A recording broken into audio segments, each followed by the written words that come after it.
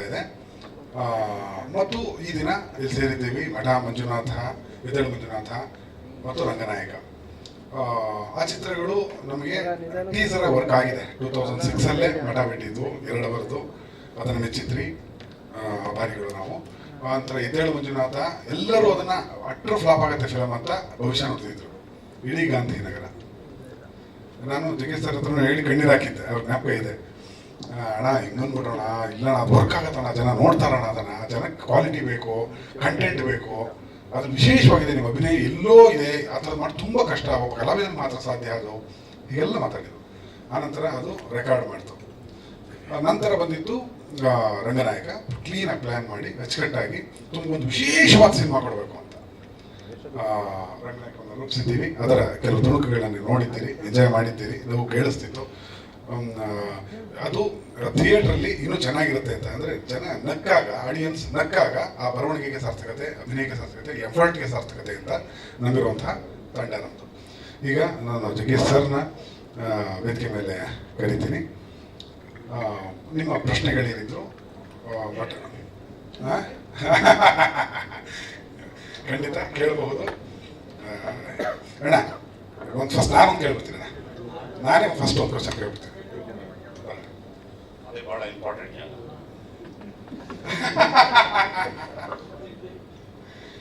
ಅಂದ್ರೆ ಕೂತ್ರೆ ಸರಿ ಇಲ್ಲ ನಿಂತ್ಕೊಳ್ಳಿ ಅಂದ್ರು. ನಾನು ನಿಂತ್ಕೊಳ್ಳೋಕೆ ತುಂಬಾ ವರ್ಷ ಕೂತವನು, ಹಾಗಾಗಿ ನಿಂತ್ಕೊಳ್ತೀನಿ ಅಂದಿನ ಏನೋ ಅಂತಿದ್ವಿ. ಅದೇ ಫಸ್ಟ್ ಪ್ರಶ್ನೆ ಒಂದು ನಿಮಿಷ ನಿಂತ್ಕೊಳ್ಳಿ. ನಮ್ಮ ನಿರ್ಮಾಪಕರು ಎಲ್ರಿಗೂ ಪರಿಚಯ ಇರುತ್ತೆ. ಬರ್ಲಿ ಅವ್ನು ಬರ್ಲಿ, ಬರ ಒಂದು ನಿಮಿಷ ಪ್ಲೀಸ್ ಬನ್ನಿ. ಅಲ್ಲೊಂದು ಮೈ ಕೊಟ್ರಿ. ನಮ್ಮ ನಿರ್ಮಾಪಕರಾದಂಥ ವಿಖ್ಯಾತವರು ಒಂದು ಕನ್ನಡ ಚಿತ್ರರಂಗದ ಜೋಗಿ ಚಿತ್ರದ ಹೊಡಿಮಗ ಹೊಡಿಮಗ ಹಾಡನ್ನು ಹಾಡ್ತಾರೆ. ಅಲ್ವೇ? ಈ ಚಿತ್ರದ ನಿರ್ಮಾಪಕ, ಆತನ ವಯಸ್ಸು 34 ವರ್ಷ.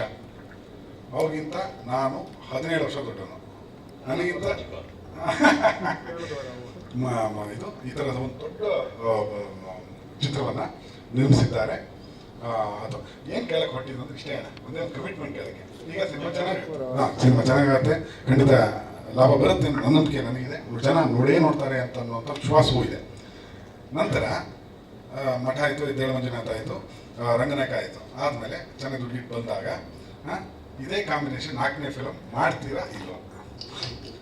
ಮಾಡಿದೆ ಸರ್. ಓಕೆ, ಅಲ್ಲ ಅಡ್ವಾನ್ಸ್ ಏನು ಬೇಡ, ಆಮೇಲೆ ಕೊಡಿ, ನಿಧಾನ ಕೊಡಿ. ಏನು ಆ ಕಮಿಟ್ಮೆಂಟು ಅಗ್ರಿಮೆಂಟ್ ಎಲ್ಲ ಆಮೇಲೆ ಮಾತಾಡ್ಕೊಳ್ಳೋಣ. ಮಾಡ್ತೀನಿ ಇಷ್ಟು ಜನದ ಖಂಡಿತ ನೀವು ಅವಕಾಶ ಕೊಟ್ಟು ಮಾಡೋದೆ ಖಂಡಿತ.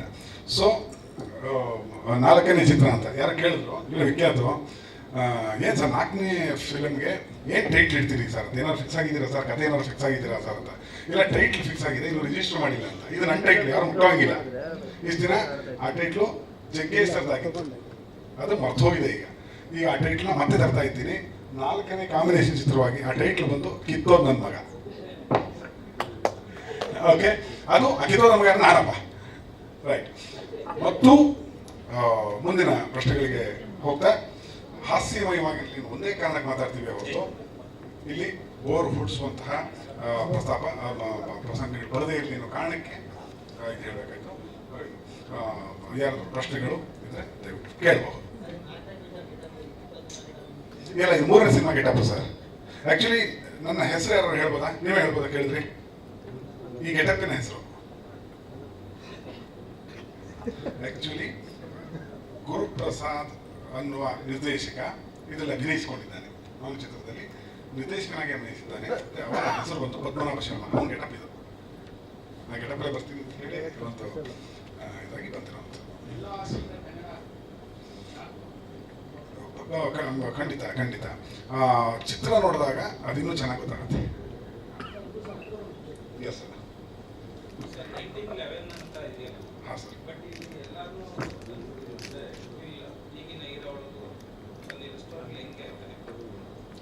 ಸಿನಿಮಾ ಇದೇ ಪ್ರಶ್ನೆ ನಾನು ಶೂಟಿಂಗ್ ಅಲ್ಲೂ ಕೇಳಿದ್ದೆ. 1911 ಹೆಂಗೆ ಇದು ಅಂತ. ಅದೇ ಇರೋದು ಮಜಾ, ಒಳಗಡೆ ನೋಡಿದಾಗ ಗೊತ್ತಾಗುತ್ತೆ. ಕಥೆಯಲ್ಲಿ ಇದೆ. ಅಂದರೆ ಸ್ವಲ್ಪ ನಾನು ವಿಸ್ತಾರವಾಗಿ ಹೇಳಿದ್ರೆ ಒಂದೇ ನಿಮಿಷ ಟೈಮಲ್ಲಿ ಕ್ರಿಯೇಟಿವ್ ಚಿತ್ರ, ನಾನ್ ಕ್ರಿಯೇಟಿವ್ ಚಿತ್ರ. ಮೊನಾಟನಸ್ ಹೋಗಿ ಸರ್ ಒಂದೇ ಥರ ಇತ್ತು ಸರ್, ಅದು ಹಂಗೆ ಇತ್ತು, ಇದು ಹಿಂಗೆ ಇತ್ತು, ಇದು ಹಿಂಗೆ ಇತ್ತು ಅಂತಿದ್ದ ಕಾಲಘಟ್ಟದಿಂದ ಬ್ರೇಕ್ ಮಾಡಕ್ಕೆ ಮಠ ಬಂತು, ಬ್ರೇಕ್ ಮಾಡಕ್ಕೆ ಎದ್ದೇಳು ಮಂಜುನಾಥ ಬಂತು. ಅದರಲ್ಲಿ ಐಟಮ್ ಸಾಂಗ್ ಇಲ್ಲ ಅಥವಾ ರೆಗ್ಯುಲಾರಿಟೀಸ್ ಯಾವುದೂ ಇಲ್ಲ, ಕ್ರಿಯೇಟಿವಿಟಿ ಇದೆ ಅಲ್ಲಿ. ಆ ಕ್ರಿಯೇಟಿವಿಟಿ ಸ್ವಾತಂತ್ರ್ಯ ನಿರ್ದೇಶಕನಿಗಿರುತ್ತೆ ಮತ್ತು ಆಡಿಯನ್ಸ್ ಅದನ್ನು ತಗೋತಾರೆ. ಅದನ್ನು ಪದೇ ಪದೇ ಪ್ರೂವ್ ಮಾಡ್ಕೊಂಡು ಬಂದಿದ್ದೀವಿ. ಈಗ ಅದೇ ಪ್ರಶ್ನೆನ ಸೆನ್ಸಾರ್ ಚಂದ್ರಶೇಖರ್ ನನಗೆ ಮಠದಲ್ಲಿ ರಾಜ ಅಸಂಬದ್ಧವಾಗಿ ಇಂಗ್ಲೀಷ್ ಎಲ್ಲ ಮಾತಾಡ್ತಾನೆ ಅಂತ, ಹೆಂಗ್ಸೆ ಅಂತ. ಅಸಂಬದ್ಧ ಅಂತ ಯಾಕಂತೀರಿ ಸರ್? ಅಲ್ಲ, ನಾನು ಬಿಟ್ಟಿದ್ದೀರಿ, ಅವ್ರು ಚೆನ್ನಾಗಿ ಎಂಜಾಯ್ ಮಾಡಿದ್ದಾರೆ ರಾಜ ಮಾತಾಡೋದು. ನಂಗೆ ಚೆನ್ನಾಗಿದೆ ಕಣೆ, ಅವರೆಲ್ಲ ಬಂದ್ಬಿಡ್ತಾರೆ, ನನ್ನ ಕಲೀಗ್ಸ್ ಬಂದ್ಬಿಡ್ತಾರೆ, ಎಲ್ಲ ಇಂಗ್ಲೀಷ್ ಹಿಂಗೆ ಅಂತ. ಅದ್ರ ಹೆಂಗೆ ನಾನು ಕೊಡ್ಲಿ, ಇಲ್ಲ ನಾನು ಕೊಡೋಕ್ಕಾಗಲ್ಲ, ಕನ್ನಡದಲ್ಲಿ ಕರೆಕ್ಟಾಗಿ ಮಾಡ್ಕೊಂಡು ಬಂದಿದ್ದೆ ಸರ್. ಆ ಕತೆ ಹೇಳ್ತಿರೋದು ಉಪಕಥೆ ಗೋವಿಂದು ಜಗೀಶ್ವರ್ ಪಾತ್ರ. ಅದು ಅವನ ಭಾಷೆ, ಅವನು ಎಮ್ಮೆ ಇಂಗ್ಲೀಷ್ ಎಮ್ಮೆ ಕನ್ನಡ ಅಲ್ಲ, ಆತನ ಪಾತ್ರದ ನಾಲೆಡ್ಜ್ ಪ್ರಕಾರ ಆಗಿದೆ. ಅದನ್ನ ನೀವು ಅರ್ಥ ಮಾಡ್ಕೋಬೇಕು. ನಾವು ಅಷ್ಟು ಆಳಕ್ಕೆ ಇಳಿದು ಬರ್ದಿರ್ತೀವಿ, ಸುಮ್ಮನೆ ನಮ್ಮ ಖುಷಿ ಬರ್ದಿರಲ್ಲ. ಓ ಈ ಆಯಾಮ ಸರ್, ಮತ್ತೆ ಈ ಆಯಾಮನೇ ತಿಳ್ಕೊಳ್ತೇವೆ ಸೆನ್ಸಾರ್ ಆಫೀಸರ್ ಅಂತ ನೀವು ಹೇಳಿ ನಾನು ಒಪ್ಕೊಳ್ಳೇಬೇಕಲ್ಲ ಸರ್. ಸರ್ಕಾರ ಕೊಟ್ಟರ ಹುದ್ದೆ ಎಚ್ಚರಿಕೆಯಿಂದ ಇರಬೇಕಾಗತ್ತೆ ನೀವು ಕೂಡ ಅಂತ. ಆಮೇಲೆ ಮಠ ಆಯಿತು, ಮಂಜುನಾಥ ಟೈಮ್ ಬಂದಾಗಂತೂ ತುಂಬ ಎಂಜಾಯ್ ಮಾಡಿ ಮಂಜುನಾಥನ ಬಿಟ್ಕೊಟ್ರು ಅವರು. ಸೊ ಹೀಗೆ ಕ್ರಿಯೇಟಿವ್ ಸ್ವಾತಂತ್ರ್ಯಗಳನ್ನ ಬಳಸ್ಕೊಳ್ಳದೆ ನಾರ್ಮಲ್ ಚಿತ್ರಗಳು ಬರ್ತಾ ಇರುತ್ತೆ. ನಾರ್ಮಲ್ ಚಿತ್ರಗಳು ಬರೋದ್ರಿಂದ ಅದರಿಂದ ಹೊರಗಡೆ ಇರೋಣ ಅನ್ನೋ ಒಂದು ಉದ್ದೇಶ. ಎಸ್, ಜೀವನ ಸಾರ್ಥಕತೆಗೆ. ಯಾವುದು ಅಂದ್ರೆ ಒಬ್ಬ ಹಾಸ್ಯವನ್ನ ಉತ್ಪಾದನೆ ಮಾಡುವಾಗ, ಈಗ ಟ್ರೈಲರ್ ಅಲ್ಲಿ ನೋಡಿ ಸಿನಿಮಾವನ್ನ ನಿರ್ದೇಶನ ಮಾಡಕ ಕಂಪ್ಲೀಟ್ ಹೀಗೆ ಇರುತ್ತೆ ಅಂತ ಹೇಳಕ್ ಬರಲ್ಲ. ಟ್ರೈಲರ್ ಅಲ್ಲಿ ಒಂದಷ್ಟು ಡೈಲಾಗ್ಸ್ಗಳನ್ನು ಮಾತ್ರ ಕೊಟ್ಟು ಅನ್ಸಿರ್ತೀವಿ, ಇಷ್ಟೆಲ್ಲ ಇದೇ ವಿಚಾರ, ಬನ್ನಿ ನೋಡಿ ಮಜಾ ತಗೊಳ್ಳಿ ಅಂತ ಹೇಳಿ. ಮ್ಯಾನರಿಸಮ್, ಮಂಜುನಾಥನ ಮ್ಯಾನರಿಸಮ್ ಮ್ಯಾಚ್ ಮಾಡಿದೆಯೋ ಅಥವಾ ಮಠದ ಮ್ಯಾಚ್ ಮಾಡಿದೆಯೋ ಅಂದರೆ ಜಗೀಶ್ವರ್ ಒಂದೇ. ಅದರಲ್ಲಿರೋ ಪಾತ್ರಗಳನ್ನು ಹೆಕ್ಕಿ ತೆಗೆಯುವಾಗ ಈ ಪ್ರಶ್ನೆ ರೆಗ್ಯುಲಾರಿಟಿ ಅಂತ ಕೇಳಬಹುದು. ವೆನ್ ಇಟ್ ಕಮ್ಸ್ ಟು ಪ್ರತಿಷ್ಠಿ ವೆಂಚರಿಂಗ್ ಅಂತ ಬಂದಾಗ ಟ್ರೈಲರ್ ನೋಡಿ ಸಿನಿಮಾನ ನಿರ್ಧಾರ ಮಾಡೋಕ್ಕಾಗಲ್ಲ ಅನ್ನೋದು ನನ್ನ ತಿಳುವಳಿಕೆ ಸರ್.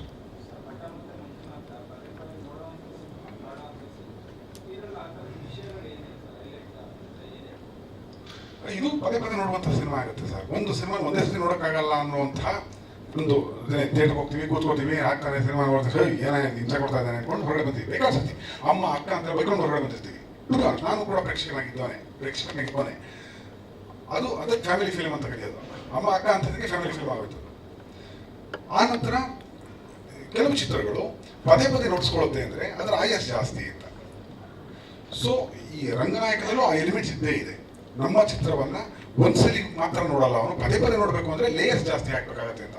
ಕಥೆಯ ಲೇಯರ್, ಗ್ರಾಫಿಕ್ ಲೇಯರ್, ಬೇರೆ ಬೇರೆ ವಿಚಾರಗಳಿದೆ ಅಲ್ಲಿ. ಅಷ್ಟು ಲೇಯರ್ ಬಂದಾಗ ಒಂದ್ಸತಿ ಕೂತಾಗ ಒಂದು ಲೇಯರ್ ಸಿಗುತ್ತೆ ಅಷ್ಟೇ ಅವನಿಗೆ, ಒಂದು ಕಥೆಯ ಲೇಯರ್ ಸಿಕ್ಕಿರುತ್ತೆ. ಎರಡು ಸಿಗೋ ಓಹೋ ಈ ವಿಚಾರ ಇದೆಯಾ, ಈ ವಿಚಾರ ಇದೆಯಾ ಅಂತ. ಈಗ ಮಠ ಕೂಡ ಕೆಲವು ಸತಿ 50-60 ಸತಿ ನೋಡಿದವರು, ಎಕ್ಸಾಗ್ರೇಷನ್ ಏನಲ್ಲ, ಸತ್ಯ ಕೇಳಿ ನೋಡಿದಂಥವ್ರು ಇದ್ದಾರೆ. ಅವರು ಪ್ರತಿ ನೋಡೋ ಬೇರೆ ಅರ್ಥ ಸಿಗ್ತಾ ಇದೆ ಸರ್ ನನಗೆ ಅಂತ ಹೇಳಿ. ಆ ಎಲ್ಲ ಆಯಾಮಗಳು ರನ್ ಆಗ್ತದೆ. ಎಸ್, ಹಾಂ,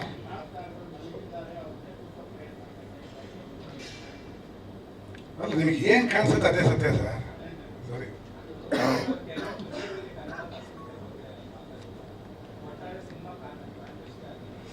ಸತ್ಯ ಹೇಳ್ತೀನಿ, ಚಿಕ್ಕದಾಗಿ ಹೇಳ್ಬಿಡ್ತೀನಿ.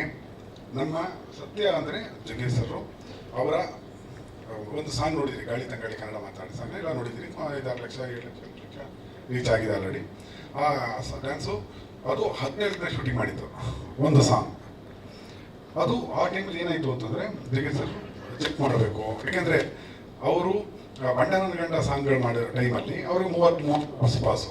ಈಗ ಹೇಳ್ಬೋದಣ್ಣ 60 ಆಸ್ಪಾಸು, 60 ಆಸ್ಪಾಸು.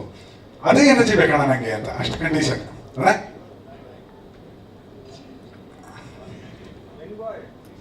ಸೊ ಆತ ಅದೇ ಎನರ್ಜಿ ಮಾಡಬೇಕು ಅಂದಾಗ ಮಾಡ್ಬೇಕಂತ ಆತನಿಗೆ ಬೆನ್ನು ಹುರಿ ಸಮಸ್ಯೆ ಇದೆ. ಟು ಬಿ ಆನೆಸ್ಟ್, ಸುಳ್ಳಲ್ಲ ಅದು. ನಮ್ಮ ಕಥಾನಾಯಕರಿಗೆ, ಜಗೀಶರಿಗೆ ಬೆನ್ನು ನೋವಿನ ಸಮಸ್ಯೆ ಇದೆ. ಆದರೆ ರಂಗನಾಯಕನ ಕಥೆಯ ಬೆನ್ನೆಲುಬು ತುಂಬ ಸ್ಟ್ರಾಂಗ್ ಆಗಿದೆ, ನಂಬೋದು.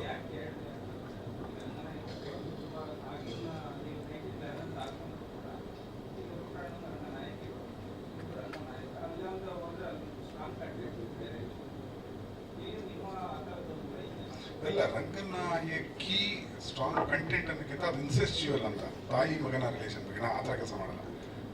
ನಾವು ಒಂದು ಪರಿಪೂರ್ಣ ಚಿತ್ರವನ್ನು ಕೊಟ್ಟಿದ್ದೀವಿ ಸರ್, ನೋಡಿ ಗೊತ್ತಾಗುತ್ತೆ.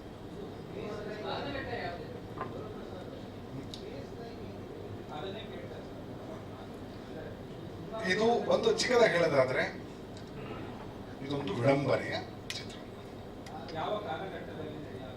ಇಲ್ಲ, ಸಿನಿಮಾ ಅನ್ನೋದು the space and time distraction ಈ ಸಿನಿಮಾ ಅಂತ.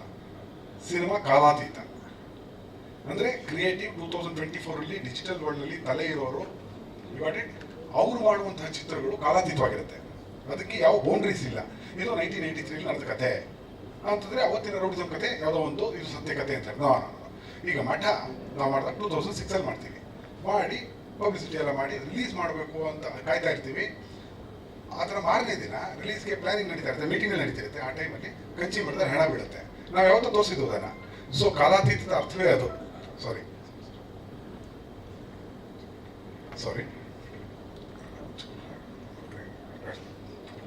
ಸೊ ಕಾಲಾತೀತತೆ ಆ ಕಥೆಯ ಗಟ್ಟಿತನದ ಮೇಲೆ ಡಿಪೆಂಡ್ ಆಗುತ್ತೆ. ಮೇಕಿಂಗ್ ಇಲ್ಲಣ್ಣ, is equal to MC square ನಂದಿದ್ದು. Cinema is a science of commercialising art. ನನ್ನ statement sir. Cinema is a science of commercialising art. ಹಾಗಂದಾಗ Einstein is equal to theory of relativity ಅಂತ ಕೊಡ್ತಾನೆ. ನಾವು is equal to MC square ನಾನು ಕೊಡೋದು. Cinema ಅಂದ್ರೆ entertainment. Is entertainment ಅಂತ ಕೊಟ್ಟರೆ ಎಮ್ ಅಂದ್ರೆ ಮೇಕಿಂಗ್. ಇರಲೇಬೇಕು ಮೇಕಿಂಗು. ಅದು ಯಾವುದೇ ಲೋ ಬಜೆಟ್ ಆದ್ರೂ ಮೇಕಿಂಗ್ ಇರಬೇಕು, ನೀಟ್ ಇರಬೇಕು, ಅದು ಪ್ರೆಸೆಂಟೇಷನ್ ಇರಬೇಕು, ತಟ್ಟೆ ಇರಬೇಕು, ತಿನ್ನಕ್ಕೆ ಎಲೆ ಆದರೂ ಬೇಕು. ಮತ್ತು ಕಂಟೆಂಟ್ ಸ್ಕ್ವೇರ್ ಅಂತ, ಕಂಟೆಂಟ್ ಜಾಸ್ತಿ ಆಗ್ತಿದ್ದಂಗೆ ಎಂಟರ್ಟೈನ್ಮೆಂಟ್ ಜಾಸ್ತಿ ಆಗುತ್ತೆ. ಮೇಕಿಂಗ್ ಇಂದ ಕಂಟೆಂಟ್ ಅಂತ ಹೆವಿ ಇರಬೇಕು ಅನ್ನೋದೇ ವಾದ. Content is the king. Yes, proven, hence proven.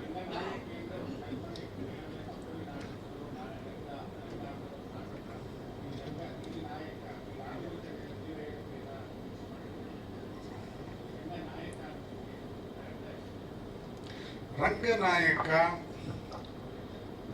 ನನ್ನ ಕಥೆಯನ್ನು ಏನೂ ಬಿಟ್ಕೊಡೋದಿಲ್ಲ. ರಂಗನಾಯಕಿಗೂ ಇದಕ್ಕೂ ಸಂಬಂಧವಿಲ್ಲ. ಓಕೆ, ಇದು ಒಂದು ರಂಗನಾಯಕಿ ಪರಿಕಲ್ಪನೆ ಅಂತೀರಾ? ಅದೇ ಅಂದ್ರೆ ಡ್ರಾಮಾ ಬ್ಯಾಕ್ ಗ್ರೌಂಡ್ ಅಲ್ಲಿ ಮಾಡಿರುವಂತಹ ಇದು ವಿಶೇಷವಾದ ಚಿತ್ರವೇ. ಹೌದು, ಕ್ಲೈಮ್ಯಾಕ್ಸ್ ಬಿಟ್ಟು ಕೆಲವು ವಿಶೇಷ ಚಿತ್ರವೇ ಅದು.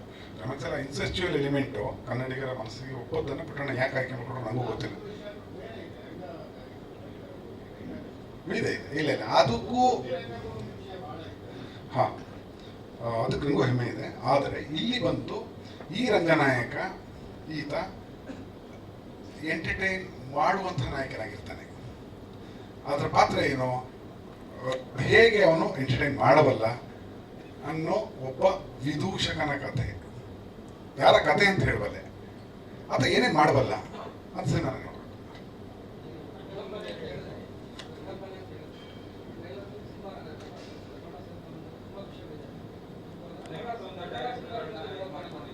ಏನ್ ಮಾಡಿ ಇದು ಮಾಡ್ಕೊಂಡಿದ್ದೀನಿ, ಏನ್ ಮಾಡ್ಕೊಂಡಿದ್ದೀನಿ ಹೇಳಿ. ಕಾಸರವಳ್ಳಿ ಅವರು ಎದ್ದೇಳು ಮಂಜುನಾಥ ಫಿಲಮೇ ಅಲ್ಲ ಅಂದ್ರು. ನಾನು ಉತ್ತರ ಕೊಡ್ಬೇಕು, ಕೊಡ್ತೀನಿ. ಅಲ್ಲಲ್ಲ ಇರಪ್ಪ, ಸಾರಿ ಸರ್ ಅಣ್ಣ, ಒಂದು ನಿಮಿಷ ಇರಪ್ಪ, ನೀವು ಕೇಳಿದ ಪ್ರಶ್ನೆ ಉತ್ತರ ಕೊಡ್ತೇನೆ. ಬರ್ಲಿ, ಎಲ್ಲ ನನ್ನ ಉತ್ತರ ಕೇಳಿ, ನಾನೇ ಬರ್ದಿರೋದು, ಅಷ್ಟಕ್ಕೂ ನಾನು ಜವಾಬ್ದಾರಿ ಉತ್ತರ ಕೊಡ್ತೀನಿ. ನಾನು ಹತಾಶ ಪ್ರೇಕ್ಷಕನಾಗಿ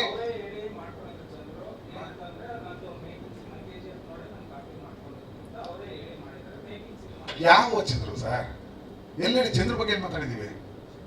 ಯಾರೋ ಸೀಲ್ ಚಂದ್ರು ಅಂತ ಯಾವನ ಬಗ್ಗೆನೋ ಹೇಳಿದ್ದೀನಿ. ಅವ್ರು ಯಾರು ಸರ್? ಅವ್ರು ದೊಡ್ಡ ಡೈರೆಕ್ಟರ್ ಸರ್, ನಾವು ನಾನ್ಸೆನ್ಸ್ ಸರ್. ನಾನು ಅವನ ಬಗ್ಗೆ ನಾನು ಯಾಕೆ ಮಾತಾಡ್ಲಿದ್ದಂತೆ? ಸೀಲ್ ಚಂದ್ರು ಅಂತ ಕೇಳಿಸ್ಕೋಬೇಕು. ಇನ್ನೊಂದು ಯಾಕಲ ಅಷ್ಟೇ.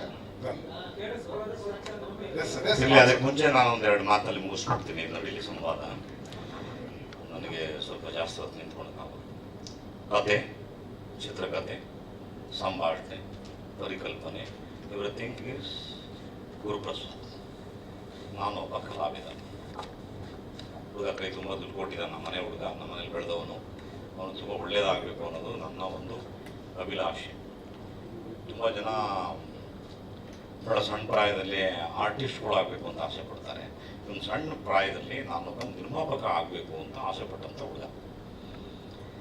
ಈಗ ಸುಮಾರು ನಮ್ಮನೆ ಅಂಗಳದಲ್ಲಿ ಭಾಳ ವರ್ಷ ಬೆಳೆದವನು. ಹಾಗಾಗಿ ಸಂಪೂರ್ಣವಾಗಿ ಇವನ ಮೇಲೆ ನನಗೆ ನಂಬಿಕೆ ಇರಲಿಲ್ಲ. ಆಮೇಲೆ ನಂಬಿಕೆ ಬಂತು, ಎಲ್ಲ ಕೊಟ್ಟಿದ್ದೀನಿ. ಈ ನಾನು ಸಾಮಾನ್ಯವಾಗಿ ಒಬ್ಬ ನಟನಾದರೆ ಯಾರಿಗೂ ನಾನು ಕಥೆಯನ್ನು ಸಂಭಾಷಣೆಯನ್ನು ಕೇಳಕ್ಕೆ ಹೋಗಲ್ಲ. Everything is left on the director. ಯಾಕಂದರೆ ಅವರು ನನ್ನನ್ನು ಯೂಸ್ ಮಾಡ್ತಾರೆ ಅನ್ನೋ ಭಾಳ ಅಗಾಧ ನಂಬಿಕೆ ಇದೆ. ಹಾಗೆ ಗುರು ಆಲ್ರೆಡಿ 2 ಪಿಕ್ಚರ್ ಪ್ರೂವ್ ಮಾಡಾಗೋಯ್ತು. ಈಗ 3ನೇ ಪಿಕ್ಚರ್ ತುಂಬ ಚೆನ್ನಾಗಿ ಸಂತೋಷ ಪಡಬೇಕು ಅನ್ನೋ ದೃಷ್ಟಿನಲ್ಲಿದೆ. ಅದು ಪ್ರತಿಯೊಂದೂ ಕೂಡ ಅದು ಅವರ ಹೆಗಲ ಮೇಲೆ ಇದ್ದಂಥ ಸಿನಿಮಾ. ನಾನು ಜಸ್ಟ್ ಅನ್ ಆ್ಯಕ್ಟರ್, ಬಣ್ಣ ಹಚ್ಚಿ ಆ್ಯಕ್ಟ್ ಮಾಡಿ ನಾನು ಕೊಟ್ಟಂಥ ಪಾತ್ರವನ್ನು ಮಾಡಿದ್ದೀನಿ. ನನ್ನ ಪ್ರಕಾರ ನನ್ನ ಪಾತ್ರಕ್ಕೆ ನಾನು ತುಂಬ ನ್ಯಾಯ ಸೂಚಿಸಿದ್ದೀನಿ ಅಂತ ನಾನು ಭಾಳ ನಂಬಿಕೆಯಿಂದ ಹೇಳ್ತೀನಿ. ಖಂಡಿತವಾಗಿ. ಯಾಕೆಂದರೆ ನನ್ನ ಜೀವನವೇ ನನ್ನ ಬೆಳವಣಿಗೆಯೇ ನಟನೆ. ಬಾಲ್ಯಾವಸ್ಥೆಯಿಂದ ಕನಸು ಕಂಡು ನಾನು I should become an actor ಅಂತ.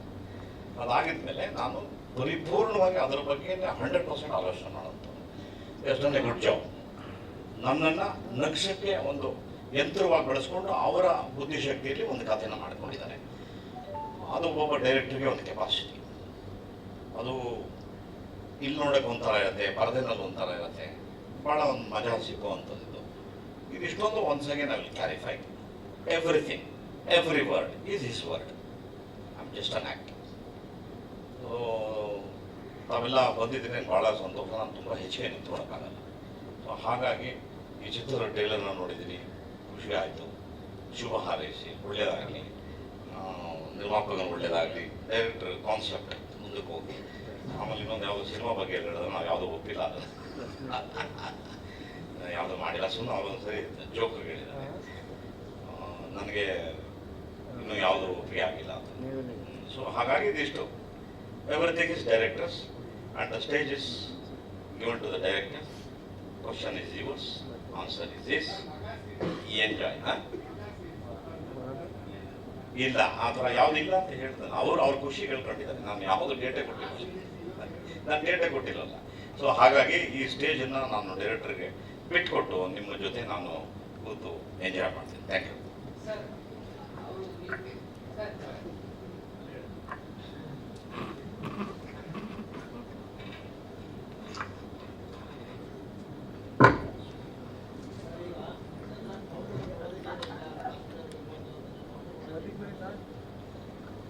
Sir, yes yes yes yes, ನನಗೆ ಅರ್ಥ ಆಯ್ತು.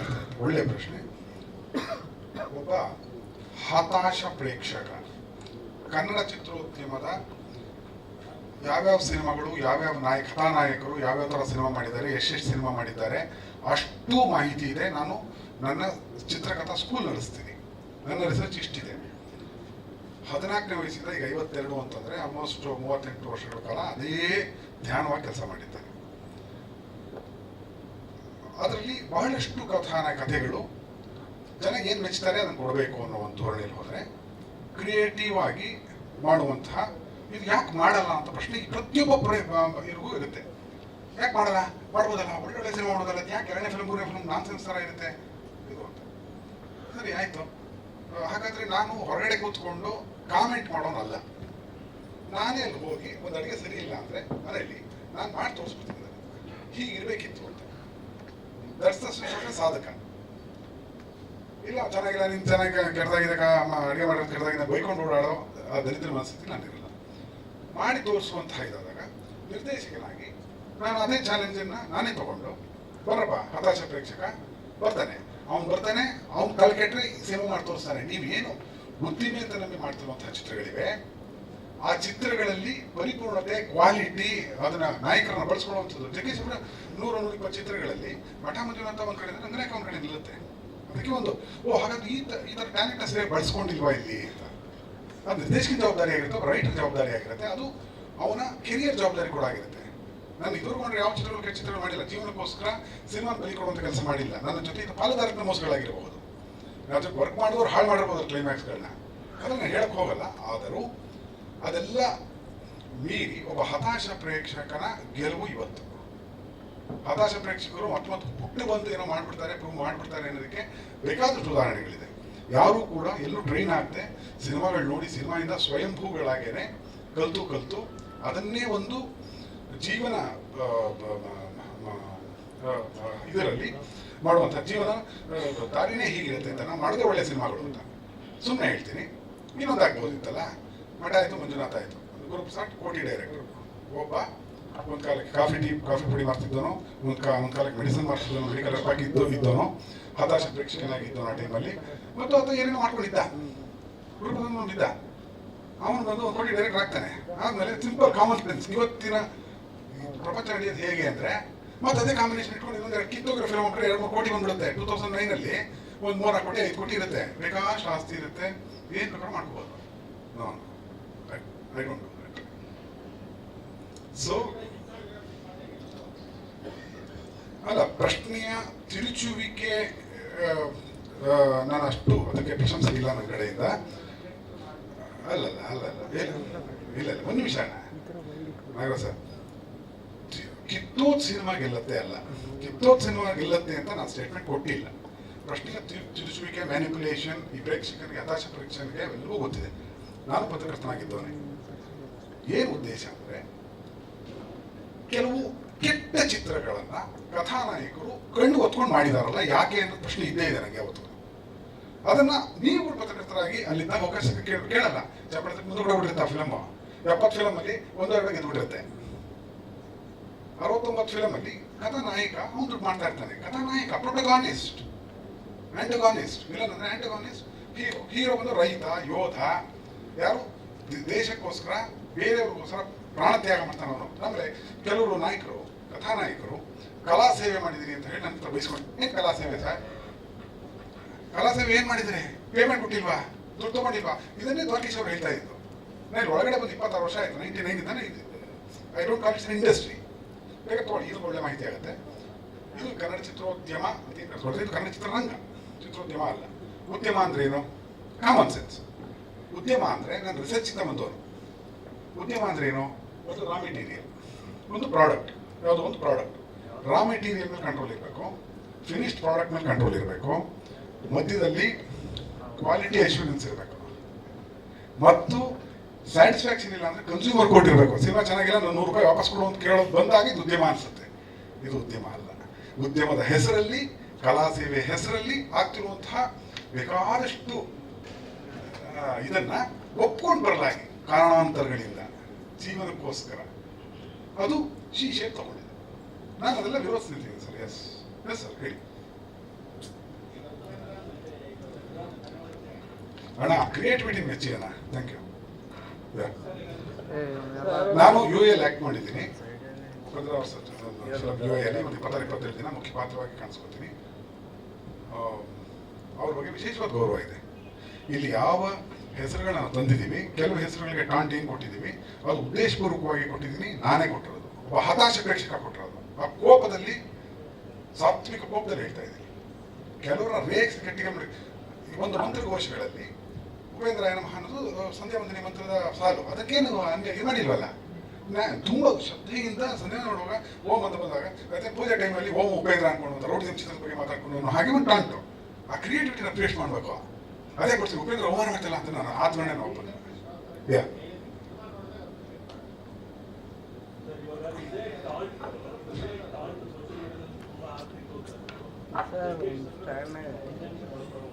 ಓಕೆ,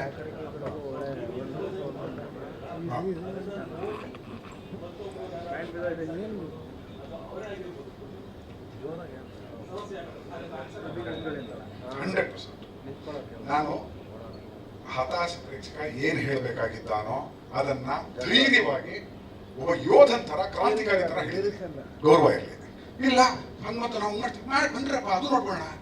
ಏನ 100 ವರ್ಷ ಬದುಕಿ ಏನ್ ಕಿತ್ತಾಕದಲ್ಲ. ಯಾವ್ದನ್ನ ಉದ್ಯಮ ಅಂತ ಒಪ್ಕೊಂಡು ಅದು ಉದ್ಯಮ ಅಲ್ಲ ಕಂಡ್ರೆ, ರಂಗ ಕಂಡ್ರೆ ಇದು 25 ವರ್ಷ ಮುಂದೆ ಮಾಡ್ಬೇಕಾದ್ರೆ ಸಿನಿಮಾ ಇವಾಗಲೇ ಮಾಡಿದ್ದಾರೆ ಅಂತ ಮಠಕ್ಕೆ ರಿವ್ಯೂ ಬಂತು. ಮಠಕ್ಕೆ 1 ವರ್ಷ ನಾನು ಖಾಲಿ ಕೂತಿದ್ದೆ.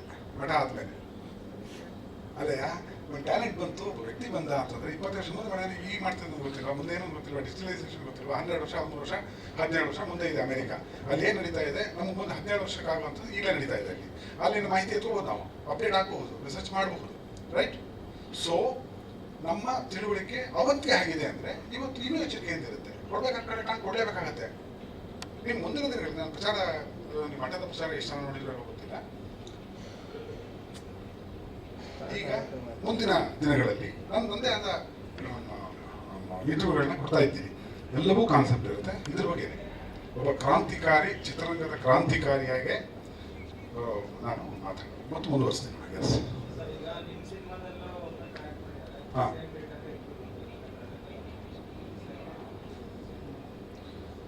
ಅಣ್ಣ ಇದು ಇವತ್ತಿಂದಲ್ಲ, ಈ ಚಾಲೆಂಜ್ಗಳೆಲ್ಲ ಎದುರಿಸ್ಕೊಂಡ್ಬಂದಿದ್ದೀನಿ. ಇದಕ್ಕೆ ಉತ್ತರ ಮಠದ ಎಗೇನ್ಸ್ಟ್ ಜೋಗಿ ಅನ್ನೋ ಫಿಲಮ್ ಇತ್ತು, ಶಿವಣ್ಣನ. ಓಕೆ, ಎದ್ದೇಳು ಮಂಜುನಾಥ ಎಗೇನ್ಸ್ಟ್ ರಾಜ್ ಇತ್ತು, ಅಪ್ಪು ಸರ್ ಆ್ಯಕ್ಟ್ ಮಾಡಿದ್ದು. ರಾಜ್ ಪ್ರೊಡ್ಯೂಸರು ಕ್ಯೂ ನಿಂತ್ಕೊಂಡು ಮಂಜುನಾಥ ನೋಡಕ್ಕೆ ಬಂದರು, ಒಂದು 6 ಕೋಟಿ ಹೋಗಿ ಮರ್ತಾಯ್ತು ಗುರು ಅಂದರು. ಎದ್ದೇಳು ಮಂಜುನಾಥಕ್ಕೆ ಸಿಕ್ಕಿದ್ದ ಬೆಸ್ಟ್ ಅಪ್ರಿಸಿಯೇಷನ್. ಈಗ ಕರ್ನಾಟಕದ ಮರಕ ಅದನ್ನ ಹೇಳ್ಕೊಂಡು ಕಟ ಕಟ ಕಟ ಕಟ ಕಟ ಅನ್ನಿಸ್ತಿದೆ. ಭಟ್ರು ಮತ್ತು ಶಿವಣ್ಣ ಥರದ್ದು 100 ಫಿಲ್ಮ್ ಮಾಡಲಿ, ನಾನು ಖಂಡಿತ ನೋಡ್ತೀನಿ. 2ನೇ ದಿನ ನೋಡ್ತೀನಿ, ಅದು ನಮ್ಮದು ರಿಲೀಸ್ ಮಾಡ್ಬೇಕಣ್ಣ, ಕನ್ನಡ ಸಿನಿಮಾ ಇದು. ಹೇಳಿ. ಹಾಂ,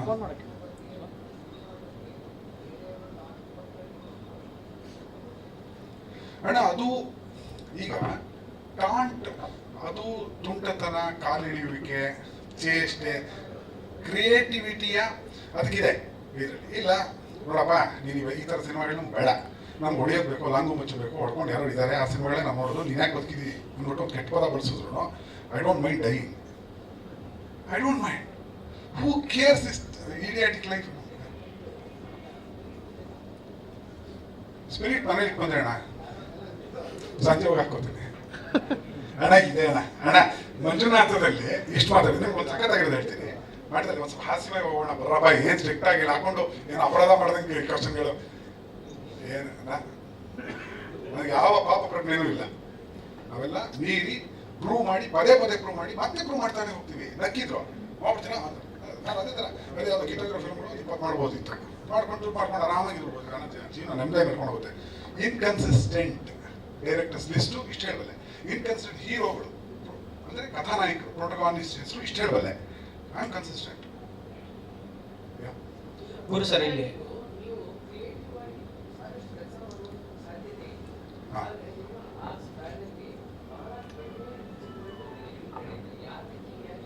ಒಳ್ಳೆ ಪ್ರಶ್ನೆ, ಒಳ್ಳೆ ಪ್ರಶ್ನೆ. ನಮ್ಮ ತಂದೆಯ ಹೆಸರು ರಾಮಚಂದ್ರ, ರಾಜ್ಕುಮಾರ್ ಅಲ್ಲ. ನಮ್ಮ ಮನೇಲಿ 3 ಊಟ ಸಿಕ್ಕರೆ ನಾನೇ ದುಡ್ತಾ ಜೀವನ ಮಾಡಿಕೊಂಡು, ನಾನೇ ಕಷ್ಟಪಟ್ಟು, ನಾನೇ ದುಡ್ದು ಮುಂದೆ ಮಠ ಮಂಜುನಾಥ ಕೆಲಸ ಮಾಡ್ತೀನಿ. 2 ಸಿನಿಮಾ ಮೋಸ ಮಾಡ್ತಾರೆ. ಎಂಜಾಯ್ 3, 4, 5 3 ಫಿಲ್ಮ್ ಕೋ ಪ್ರೊಡಕ್ಷನ್ ಮಾಡ್ತೀನಿ, ಪೇಮೆಂಟ್ ಇಲ್ಲದೆ. ಆ ಪಾಠ ಯಾಕೆಂದ್ರೆ ನನಗೆ 1947 ಭಾರತಕ್ಕೆ ಸ್ವಾತಂತ್ರ್ಯ ಬಂದರೆ ಒಬ್ಬ ನಿರ್ದೇಶಕನಿಗೆ, ಕ್ರಿಯಾಶೀಲ ನಿರ್ದೇಶಕನಿಗೆ, ಬರಹಗಾರನ ಸ್ವಾತಂತ್ರ್ಯ ಬರೋದು ಯಾವತ್ತೋ ಅವ್ನ ಫಿಲ್ಮ್ ಅವನೇ ಪ್ರೊಡ್ಯೂಸ್ ಮಾಡ್ಕೊಂಡಾಗ. ಆ ದಿನಕ್ಕೆ ಬಂದಾಯ್ತು. ಈಗ ನನ್ನ ಫಿಲ್ಮ್ ನಾನೇ ಪ್ರೊಡ್ಯೂಸ್ ಮಾಡ್ಕೊಂಡಿದ್ದೀನಿ, ಮುಂದಿನ ಚಿತ್ರ ನಾನೇ ಪ್ರೊಡ್ಯೂಸ್ ಮಾಡ್ಕೊತೀನಿ.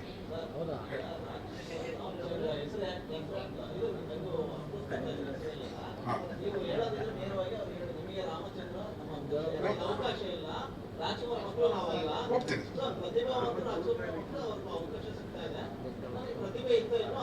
ನಮ್ ಗಾಡ್ ಫಾದರ್ ಇಲ್ಲ ಅನ್ನೋದನ್ನ ಹೇಳಿದೆ, ಬೇರೆ ಯಾವ ಅರ್ಥ ಬಂದೇನೆ. ಹೌದು, ರಾಜ್ಕುಮಾರ್ ವಿರೋಧ ನಾನು ಅಲ್ಲ sir.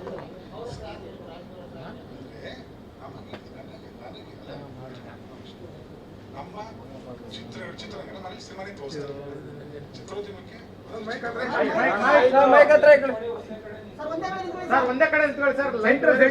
Right sir, right sir, thank you. ಚಿತ್ರರಂಗಕ್ಕೆ ಬಂದಾಗ ನಮ್ಗೆ ಯಾವ ಬೆಂಬಲ ನಾವೇ ಮಾಡಬೇಕಾಗುತ್ತೆ. ಹಾಗಾಗಿ ನಿಧಾನಕ್ಕಿರುತ್ತೆ ಟ್ರಾವೆಲ್. ಅಂದ್ರೆ ಬರ್ತೀವಿ ದುಡ್ಡಿದೆ ಮಾಡ್ತೀವಿ, ನಾವು ಹಾಗಲ್ಲ. ಪ್ರತಿಯೊಂದು ಹಣವನ್ನು ದುಡಿತಾ ಚಿತ್ರಗಳನ್ನ ಕಟ್ತಾ ಹೋಗ್ಬೇಕಾಗುತ್ತೆ. ಬಟ್ ಎಲ್ಲೂ ಕೆಟ್ಟ ಚಿತ್ರಗಳನ್ನ ಕೊಡಬಾರ್ದು. ಅದಕ್ಕೆ ಒಂದು ಹೇಳ್ತಾರೆ, ಮೇಷ್ಟ್ರು ನಿಂತ್ಕೊಂಡು ಚೆನ್ನಾಗಿದ್ರೆ ಮಕ್ಕಳು ಓಡಾಡ್ಕೊಂಡು ಹೋಗ್ತಾರೆ ಅಂತ.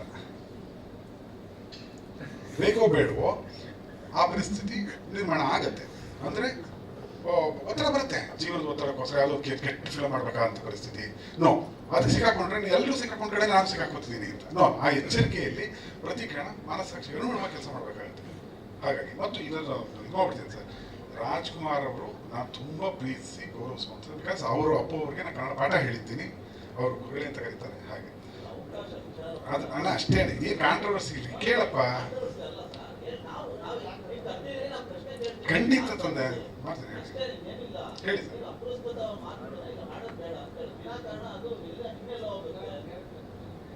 ಅದರದ್ದೇನು ಅರ್ಥ ಬರಲಿಲ್ಲ ಅನ್ಕೋತೀರಿ. ಓಕೆ, ಆ ಥರ ಇದ್ರೆ ಕ್ಷಮೆ ಇರಲಿ. ಇಲ್ಲ ರಾಜ್ಕುಮಾರ್ ಅವ್ರಿಗೇನೋ ಅವಮಾನ ಮಾಡಬೇಕು ಅನ್ನೋ ನಾನು ಯಾರು ಸರ್, ನನಗೇನು ಅಲ್ಲ.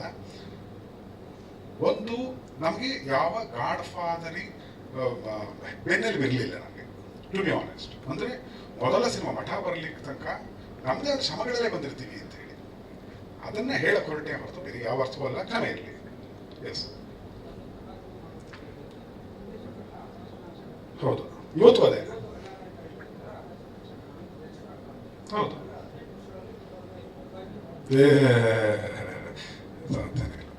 ಅಣ್ಣ ಪರ್ಸೆಂಟೇಜ್ ನೀವು ಹಾಕಿ ನೋಡೋದಾದ್ರೆ ನಾನು ತಂದಿಲ್ಲ ಇದು ಪ್ರತಿ ವರ್ಷ ಬರ್ತಿರೋ ಚಿತ್ರಗಳ ಸಂಖ್ಯೆ. ನಾನು ಅದನ್ನ ಜೋಕ್ ಮಾಡ್ತೀನಿ. ಮಾಡ್ಬೋದಾ ಜೋಕು? ಸೀರಿಯಸ್ ಹೋಗೋಣ. ಓಕೆ, ಸಿನಿಮಾ ನಾನು ಕೇಳಿರುವಂಥ ಈ ನನ್ನ 26 ವರ್ಷಗಳ ಇದರಲ್ಲಿ ನಾನು ಸಿಗ್ತಾರೆ, ಸರ್ ಸಿನಿಮಾ ಜೂಜು ಸರ್, ಸಿನಿಮಾ ಜೂಜು ಸರ್ ಅಂತ. ಯಾಕ್ರೆ ಹೆಂಗಂತೀರಿ? ಒಳ್ಳೆ ಕಂಟೆಂಟ್ ಇಟ್ಕೊಂಡು, ಒಳ್ಳೆ ನಿರ್ದೇಶಕರ ಟೀಮ್ ಇಟ್ಕೊಂಡು, ಒಳ್ಳೆ ಕಲಾವಿದರು ಇಟ್ಕೊಂಡ್ರೆ ಒಳ್ಳೆ ಸೆಟ್ ಇಟ್ಕೊಂಡ್ ಬರ್ತೀವಿ. ಅದನ್ನ ಪದೇ ಪದೇ ನೋಡುವಂಥ ಸಿನಿಮಾ ಆಗುತ್ತೆ. ಮಾಡಿರ್ಬೋದು, ನಾವೆಲ್ಲ ಹಾಗೆ ಮಾಡ್ಕೊಂಡ್ ಬಂದಿರೋದು. ನೀವು ಜೂಜು ಅಂತ ಯಾಕಂತೀರಿ ಅಂತ. ಇಲ್ಲ ಸರ್, ನಮ್ಗೆ ಅನ್ಸ್ಬಿಟ್ಟಿದೆ ಸರ್, ಒಂದು ಸಿನಿಮಾ ಮಾಡೋದು ಅದೃಷ್ಟ ಇದ್ರೆ, ದೇವ್ರ ದಯ ಇದ್ರೆ ಅದು ಹಿಟ್ ಆಗುತ್ತೆ, ಬದುಕ್ಬಿಡ್ತೀವಿ ಸರ್. ಓ ಇಲ್ಲ, ನೀವು ಬಹುಶಃ ಜೂಜು ಅಂತ ಯಾಕೆ ತಲೆ ಕೂತೀವಿ ಅಂದ್ರೆ ಚೇಂಬರು ರೇಸ್ ಕೋರ್ಸ್ ಪಕ್ಕದಲ್ಲಿದೆ ಅಂತ.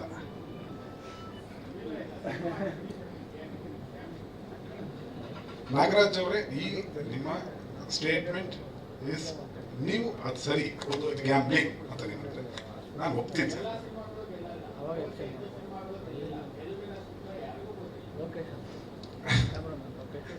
ಸರಿ ಸರ್, ಸರಿ.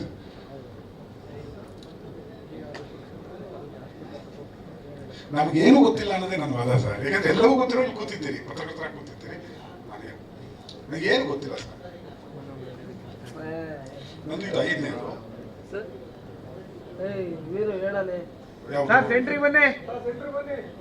ಓಕೆ ಓಕೆ, ಸರಿ ಸರ್. ಸರಿ, ಹೌದು ಹೌದು, ಖಂಡಿತ ಸಾಧ್ಯವೇ ಇಲ್ಲ ಅನ್ಸುತ್ತೆ ನಿಮಗೆ. ಅದನ್ನ ಅನಲೈಸ್ ಮಾಡಿ, ಅದಕ್ಕೆ ಕಾರಣ ಹೇಳ್ತೀನಿ. ಅದಕ್ಕೆ ಅದಲ್ಲ ಆದ್ರೂ ಹೇಳ್ತೀನಿ, ಕೇಳಿದಕ್ಕೆ ಹೇಳ್ತೀನಿ. ಡೈರೆಕ್ಟರ್ ಸ್ಪೆಷಲ್, ಅದರ ಕ್ಲೈಮ್ಯಾಕ್ಸೇ ಬೇರೆ. ನನ್ನ ಪ್ರೂವ್ ಮಾಡ್ಕೊಂಡು ಬಂದಿದ್ರು ಕೂಡ ನನಗೆ ಬೇರೆ ರೀತಿಯ ಒತ್ತಡದಿಂದ ನಾನು ಅನ್ಕೊಂಡ ಕ್ಲೈಮ್ಯಾಕ್ಸ್ನ ಮಾಡಕ್ಕೆ ಬಿಡಲಿಲ್ಲ ಚಿತ್ರರಂಗ. ಹೇಳ್ತೀನಿ ಯಾಕೆ ಅಂತ. 2ನೇ ಸಲ ಅಂತೂ ಒಬ್ಬ ಪಾರ್ಟ್ನರು ಆ ಸಿನಿಮಾ ರೆಡಿ ಮಾಡಿಕೊಂಡು 60-65 ಲಕ್ಷ ನೋಡಿದ್ದಾರೆ ಯೂಟ್ಯೂಬಲ್ಲಿ.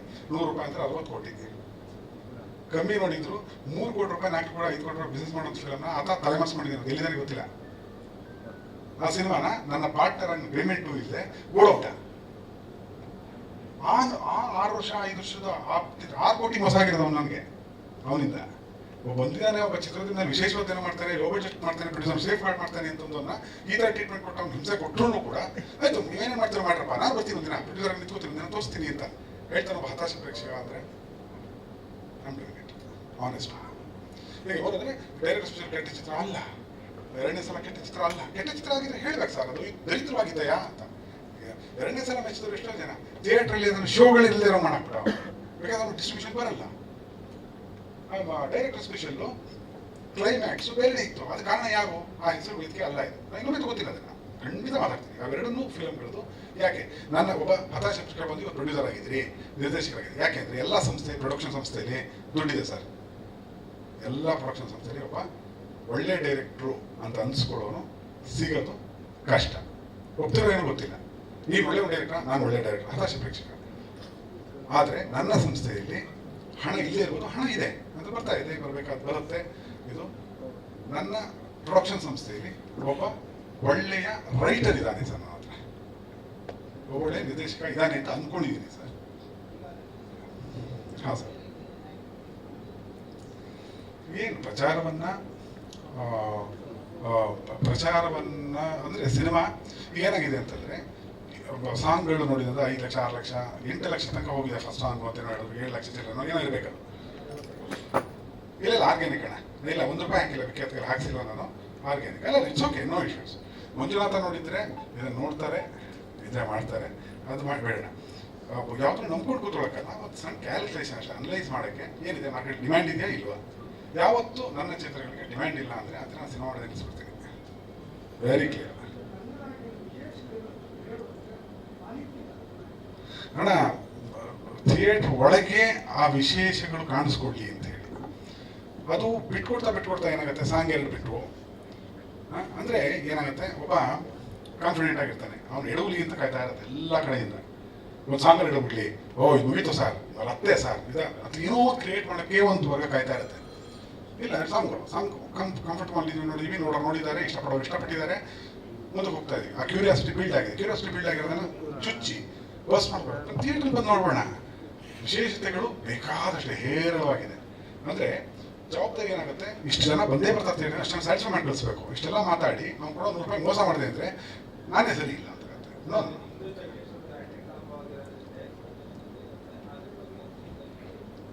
ಇದ್ದೇ ಇದೆ ಅಣ್ಣ. ಈಗ ಮಠ ಮಾಡಿ ಮಂಜುನಾಥ ಮಾಡೋಕ್ಕೆ 3 ವರ್ಷ ಆಯಿತು. ಮಂಜುನಾಥಗೂ ಮತ್ತು ನಮ್ಮ ರಂಗನಾಯಕಗೂ ಆಲ್ಮೋಸ್ಟ್ 2009 and 2024 15 ಇಯರ್ಸ್ ಆಯಿತು.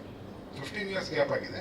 ಆದ ನಂತರ ಮತ್ತೊಮ್ಮೆ ಥಿಯೇಟ್ರಲ್ಲಿ ನಗುವಿನ ಪ್ರದರ್ಶನಗಳು, ರೋಮಾಂಚನದ ಪ್ರದರ್ಶನಗಳು, ವಿಶೇಷ ಕಥೆಯ ಕ್ರಿಯೇಟಿವಿಟಿ ಪ್ರದರ್ಶನಗಳು ಲಭ್ಯವಿದೆ.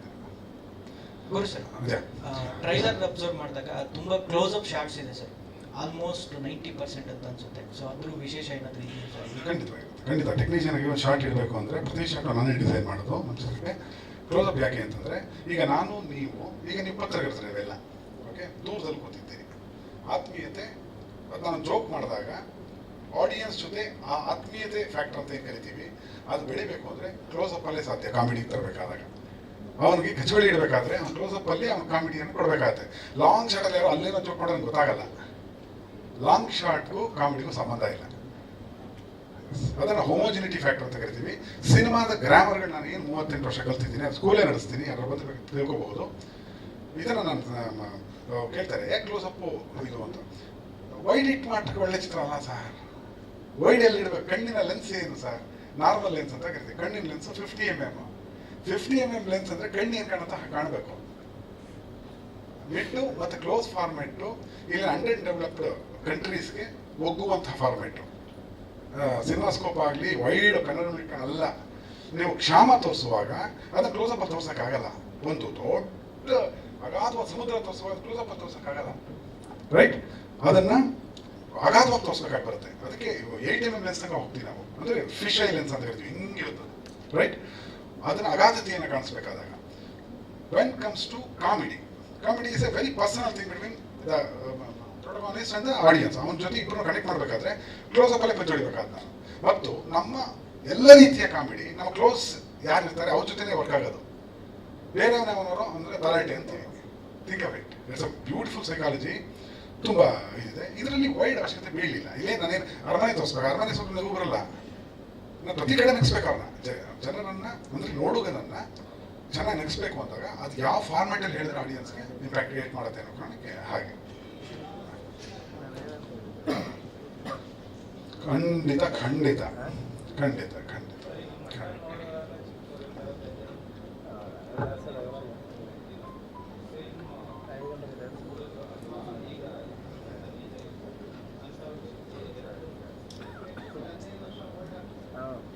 ಇಲ್ಲ ಹಾಗಲ್ಲ ಹಾಗಲ್ಲ ಹಾಗಲ್ಲ. ಅದು ಕಾಮಿಡಿ ಪ್ರವಾಸನ. ಇದೆಂತ ವಿಚಾರ ಹೇಳ್ತೀನಿ. ಒಬ್ಬ ಬರ್ತಾನೆ, ಅವನ್ನ ವೇದಾಂತ ಕರ್ಕೋಬೋದು.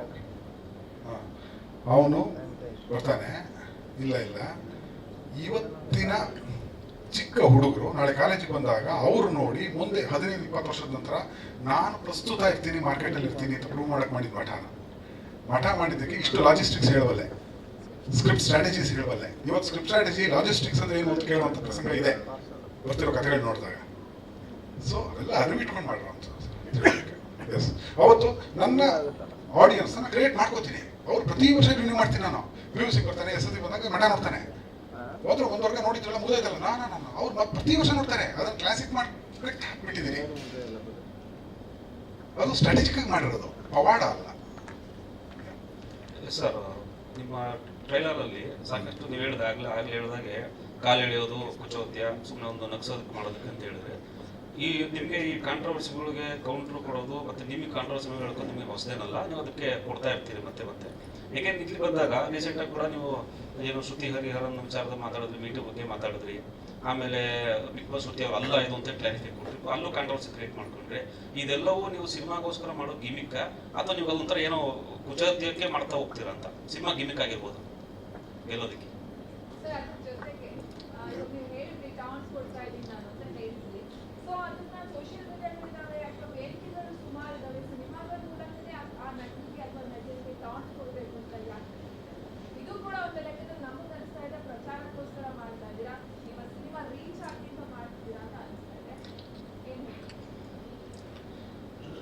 ಫೇಸ್ಬುಕ್ ಆರ್ಗಟ್ ಇಂದ ಶುರುವಾಗಿ ಫೇಸ್ಬುಕ್ ಬಂದಿದ್ದು ಇತ್ತೀಚೆಗೆ.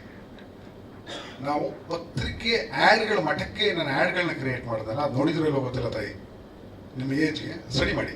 ಮಠದ ಪತ್ರಿಕಾ ಜಾಹೀರಾತುಗಳು ಅಂತ ಇಲ್ಲ ನನ್ನ ವಾಟ್ಸಪ್ನಲ್ಲಿ ಇದೆ, ಕಳಿಸ್ಕೊಡ್ತೀನಿ. ಪೇಪರ್ ಆ್ಯಡ್, ಕನ್ನಡ ಚಿತ್ರರಂಗದ ಪೋಸ್ಟರ್ಗಳಿಗೆ ಧ್ವನಿಯನ್ನ ಕೂರಿಸಿದ ಮಾಂತ್ರಿಕ ಗುರುಪ್ರಸಾದ್ ಅಂತ ಉಪೇಂದ್ರ ಅವರು ನನಗೆ ಅಪ್ರಿಷಿಯೇಟ್ ಮಾಡಿದ್ರು. ಅವ್ರು ಪ್ರಚಾರ ಅದ್ಭುತವಾಗಿ ಮಾಡ್ತಿದ್ರು. Upendra sir it's a wonderful technician. ಅವ್ರು ನನಗೆ ಹೇಳಿದ್ರು, ಎಲ್ಲ ಬಂದ್ರೆ ರೇ ಏನ್ರಿ ಪೇಪರ್ ಆ್ಯಡ್ನ ನಾವು ಕಾಯಂ ಮಾಡಾಕ್ಬಿಟ್ರಲ್ರಿ ಅಂತ. ನಾವು ಅವಾಗಲೇ ಮಾಡ್ಕೊಂಡು ಬಂದ್ಬಿಟ್ಟಿದ್ದೀವಿ ಅದನ್ನ, ಆಯ್ತಾ. ಈಗ ಸೋಷಿಯಲ್ ನೆಟ್ವರ್ಕ್ ಇದೆ ಅಂತಂದ್ರೆ ಪ್ರತಿಯೊಬ್ಬರು ಜರ್ನಲಿಸ್ಟ್ ಈಗ ಅಂತ ಅನ್ಸಿ ಬರೀತಾನೆ. ನಾನು ಅಪ್ಪು ಸರ್ಗೆ ಕನ್ನಡ ಪಾಠ ಹೇಳಿದ್ದೀನಿ, ಅಗ್ರಿಮೆಂಟ್ ಇದೆ. ಮೆಂಟರ್ ಪುನೀತ್ ರಾಜ್ಕುಮಾರ್ ಅಂತಿದೆ, ನನ್ನ ಹತ್ರ ಇದೆ. ಅದಕ್ಕೆ ಒಳ್ಳೆ ಪೇಮೆಂಟ್ ಕೊಟ್ಟಿದ್ದಾರೆ, ಅದು ಇದೆ. ಸುವರ್ಣ ಸಂಸ್ಥೆ ಕನ್ನಡ ಕೋಟ್ಯಾಧಿಪತಿ ಅಂತ ಕಾರ್ಯಕ್ರಮದಲ್ಲಿ ಒಬ್ಬ ಕಾಮೆಂಟ್ ಹಾಕೋನು ಒಬ್ಬ ಹಾಕ್ತಾನೆ, ಅವನು ಜರ್ನಲಿಸ್ಟು. ಕರ್ನಾಟಕ ರತ್ನಗೆ ಇವ್ನು ಕನ್ನಡ ಹೇಳ್ಕೊಟ್ಟಿದ್ದಾನ ಅಂದ್ಬಿಟ್ಟು ನಾನು ಕೆಟ್ಟದಾಗ ಬೈತಾನೆ. ಈ ವರ್ಗವೂ ಇದೆ, ಅದ್ರಿಗೂ ನಮಗಿದೆ. ಸೊ ವರ್ಗ ಅಂದ್ರೆ ಎಲ್ಲರೂ ಸಮಾನ ಮನಸ್ಕರೇ ಇದನ್ನ ಮೆಚ್ಚಿ, ಓ ಈತ ಒಂದು ಒಳ್ಳೆ ಏಮ್ ಇಟ್ಕೊಂಬಂದ, ಹತಾಶ ಪ್ರೇಕ್ಷಕನಾಗಿ ನಾನು ಮಾಡಿ ತೋರಿಸ್ತೀನಿ ಅಂತ ಮಾಡ್ದ ಅಂತ ಅಪ್ರಿಷಿಯೇಟ್ ಮಾಡಿ ಬೆಂತಟ್ಟೋದಿಲ್ಲ. ಕಾಲಿಳಿಯ ಪ್ರಯತ್ನಗಳು. ಇವನು ಊಟಕ್ಕಿಲ್ಲದೆ ರೋಡ್ಗೆ ಬಂದಿನ ಆನಂದ ಪಟ್ಟು ಎಣ್ಣೆ ಹೊಡೆಯುವಂಥ ಪ್ರಸಂಗಗಳೇ ಜಾಸ್ತಿ. ನಾವು ಅದನ್ನ ನೀಡಿದ್ದೀವಿ, ಮಾಡಿ ತೋರಿಸ್ತೀವಿ. ಆನ್ಸರ್ ಸಿಗ್ತಾ? ಬೇಗ ಅರ್ಥ ಮಾಡ್ಕೊಂಡು ಕಲ್ತ್ಕೊಳಮ್ಮ. ಅಲ್ಲ ಸಿನಿಮಾ ನೋಡಿ, ನಿಮ್ಮ ಅದಕ್ಕೆ ಉತ್ತರ, ಅದೇ ಉತ್ತರ ತಾಯಿ. ಸಜೆಷನ್ ಬೇಡ. ನಿಮ್ಮ ಪ್ರಶ್ನೆ ಸಜೆಷನ್ ಬೇಡ ತಾಯಿ. ಬೇಕಿದ್ರೆ ನಾನು ಫೋನ್ ಮಾಡಿ ನಾನು ಸ್ಲಿಪ್ ಮಾಡಕ್ಕೆ ನೀನೇ ಬಾಮ ಅಂತ ಕರೆದು ಕೋಟಿ ಕಳಿಸ್ತೀನಿ. ನೀವು ಬೇಡ ನಂಗೆ ಕೇಳಪ್ಪ. ಇಲ್ಲಿ ಸಿಂಪಲ್ ಕಾಂಟ್ ಕೊಡೋದು ಇನ್ನೊಂದು ಮತ್ತೊಂದು.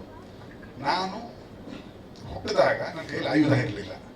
ಮೊಟ್ಟ ಮೊದಲ ಆಯುಧ ನಾನು ದುಡಿದಿದ್ದು ಮಠ, ಅದರ ಪ್ರೇಕ್ಷಕರೇ ನನ್ನ ಆಯುಧ. ಎದ್ದೇಳು ಮುಂದಿನ ಇನ್ನೊಂದು ಆಯುಧ, ಓಕೆ, ರಂಗನಾಯಕ ಇನ್ನೊಂದು ಆಯುಧ. ನನ್ನ ಕೈಲಿರೋದು ಮಾಧ್ಯಮವನ್ನು ಆಯುಧ ಬಡಿಸ್ಕೊಳ್ಳೋದು ಬುದ್ಧಿವಂತಿಕೆನೇ ಹೊರತು ಸೋಷಿಯಲ್ ಅಂತ ಮಾರ್ಕ್ ಜೂರ್ಗರ್ಬರ್ಗ್ ಮಾಡಿದಾನಲ್ಲ, ಮಾಡೋವರೆಗೂ ಯಾರು ಕೈಲಿಲ್ಲ, ಇವ್ರು ಮಾಡಲಿಲ್ಲ. ಅವ್ನು ಮಾಡ್ದ ಕರ್ಕೊಂಡ್ಬಿಟ್ಟು ಎಲ್ಲರೂ ಬೈದ್ಬಿಟ್ರೆ ನಾನು ದೊಡ್ಡವನು. ನೋ ಬೈತಂದು ದೊಡ್ಡವನಲ್ಲ, ಸಾಧಿಸ್ತಂದು ದೊಡ್ಡವನು. ಎಸ್ ಆನ್ಸರ್ ಇನ್ನೇನೋ ಇದೆಯಾ? ಅರ್ಥ ಆಗ್ಲಿಲ್ವಾ? ಅರ್ಥ ಮಾಡಿಸ್ಲಾ? ಈಗ ಒಂದಷ್ಟು ಜನರಿಗೆ ಟಾನ್ ಕೊಡೋದು ಅಥವಾ ಯಾರ ಬಗ್ಗೆನೋ ಒಂದು ಕಾಂಟ್ರವರ್ಷಿಯಲ್ ಸ್ಟೇಟ್ಮೆಂಟ್ ಅನ್ನೋದು ಒಂದಷ್ಟು ವಿಷಯ ಬಂತು, ಅದಕ್ಕೆ ನೀವು ಉತ್ತರ ಕೊಡ್ತಾ ಇದ್ದೀರಾ. ಇಲ್ಲಿ ನೀವ್ ಏನ್ ಹೇಳ್ಬೇಕು ಅನ್ನೋದು ಮಾತ್ರ ಸಿನಿಮಾದಲ್ಲಿ ಇದೆಯಾ, ಪ್ರೇಕ್ಷಕನಿಗೆ ಏನ್ ಕೊಡ್ಬೋದು ಅನ್ನೋದು ಇದೆಯಾ? ಇಲ್ಲ ಅಣ್ಣ, ಫಸ್ಟ್ ಸಿನಿಮಾ ಇದೆ. ಸಿನಿಮಾ ನನ್ನ ಮಾಧ್ಯಮ ಅನ್ನೋದಕ್ಕೆ ಆ ಮಾಧ್ಯಮ ನಾನು ದುರ್ಬಳಕೆ ಮಾಡ್ಕೋತೀನಿ. ನಾನು ಆ ಥರ ಚೀಪ್ ಐಡಿಯಾಲಜೀಸ್ ನಂಗಿಲ್ಲ. ಸಿನಿಮಾ ಅಂದರೆ ಅದು ಎಂಟರ್ಟೈನ್ಮೆಂಟ್, ಆಡಿಯನ್ಸ್ಗೆ ಬೇಸಿಕ್.